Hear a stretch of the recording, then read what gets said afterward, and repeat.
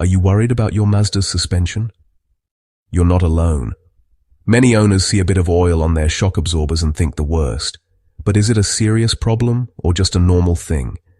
It's a question that can lead you down a rabbit hole of confusing advice and expensive quotes. In this piece, we'll sort out the facts from the fiction.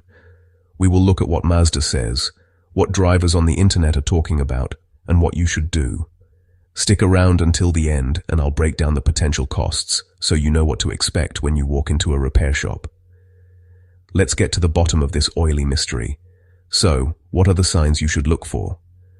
The most obvious one is seeing fluid on the shock absorber body. This is what sends most people into a panic. You might notice a thin film of oil, or you might see thick, dark grime sticking to the shock. Another symptom is a change in how your car drives.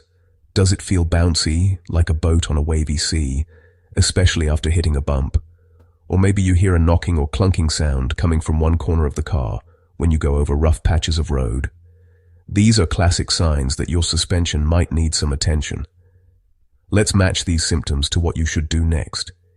If you see a light, misty film of oil on the shock, Mazda says this is often normal. They call it seepage. In this case, the best thing to do is simply clean the area with a rag and some brake cleaner. Then, keep an eye on it. Check it again after a few hundred miles of driving. If the oil film does not come back, you likely have nothing to worry about. It's just the shock doing its job. However, if the shock is dripping oil onto the ground or is completely coated in a thick, wet layer, that's different.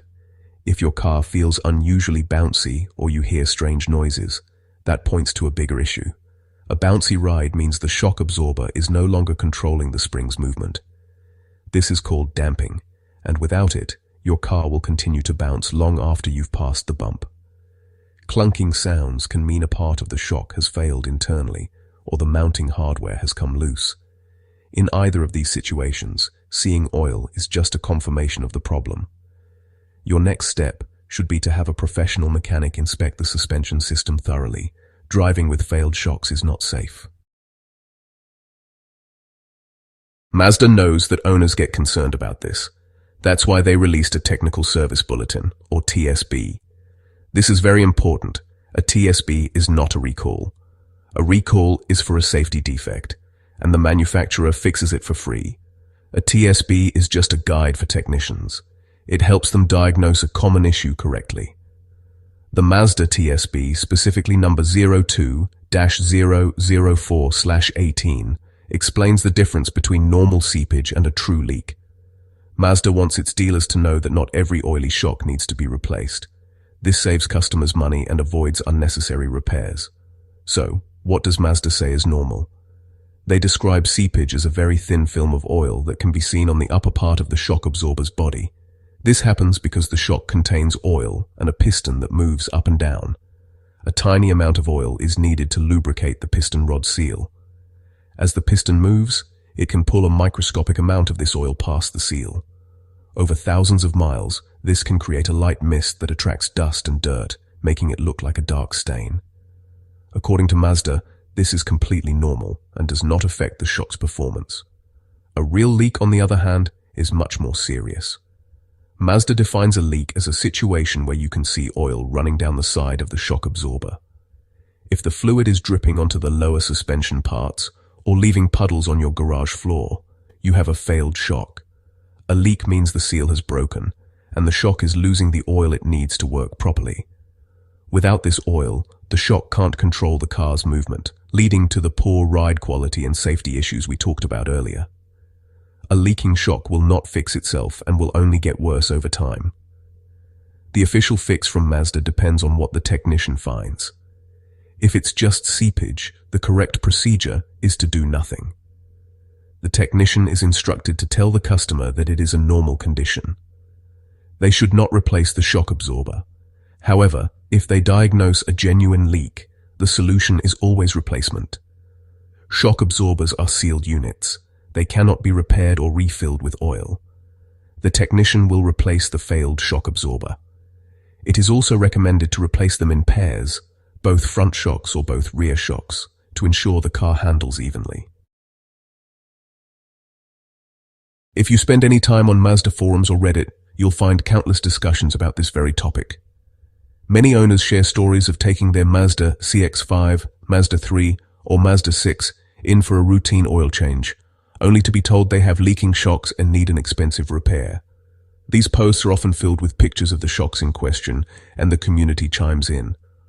More often than not, experienced owners and even some mechanics will point to the Mazda TSB and say it looks like normal seepage, not a real leak. The general feeling online is one of suspicion.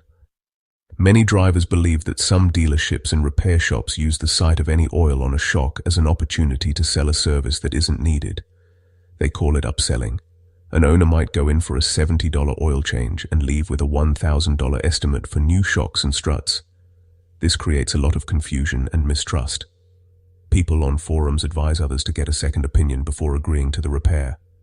They suggest cleaning the shock and monitoring it yourself to see if the oil returns quickly and heavily. Independent mechanics often have a more practical view than dealerships.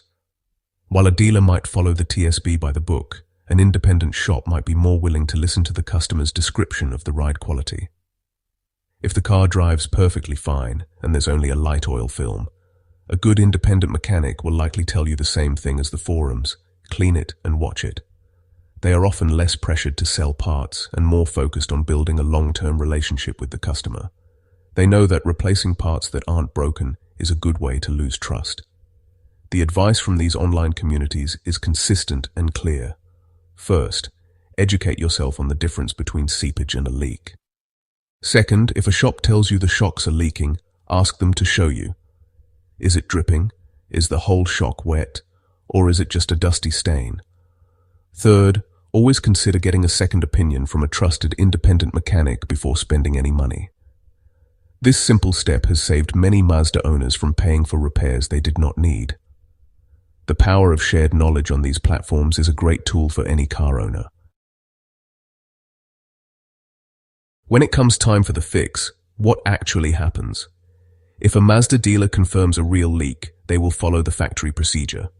This means replacing the entire shock absorber or strut assembly. For a front strut, this is a more involved job. It often requires special tools like a spring compressor. The mechanic will remove the wheel, disconnect the brake lines and suspension links, remove the old strut, and install the new one. For a rear shock, the process is usually simpler and faster. After the replacement, they will almost always recommend a wheel alignment, which is crucial for safety and tire wear. Independent shops follow a similar process, but they might offer more options. For example, a dealer will only use genuine Mazda parts. An independent mechanic can offer you a choice between genuine parts and high-quality aftermarket parts from brands like KYB, Bilstein, or Monroe.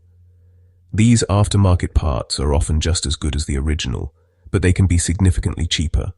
This gives you more control over the total cost of the repair. Some experienced DIY car owners even tackle this job themselves, but it requires the right tools and knowledge, especially when dealing with compressed springs on a front strut. Now for the part you've been waiting for, the cost. This can vary a lot depending on your specific Mazda model, your location, and where you get the work done. At a Mazda dealership, you can expect to pay more. For a pair of front struts, the cost could range from $800 to $1,400, including parts, labor, and the necessary wheel alignment. For a pair of rear shocks, which are usually cheaper and easier to install, you might look at a bill between $400 and $700. These are just estimates, but they reflect the higher labor rates and genuine parts prices at a dealer. If you go to a trusted independent repair shop, you can almost always save some money. Using quality aftermarket parts, the cost to replace a pair of front struts might be closer to $600 to $1,000. For the rear shocks, you could pay between $250 and $500. The savings come from both cheaper parts and often a lower hourly labor rate. The key is to find a shop that is honest and competent. So before you agree to any work, do your homework, check for seepage versus a leak, and get a second quote. What has your experience been? Let me know in the comments below.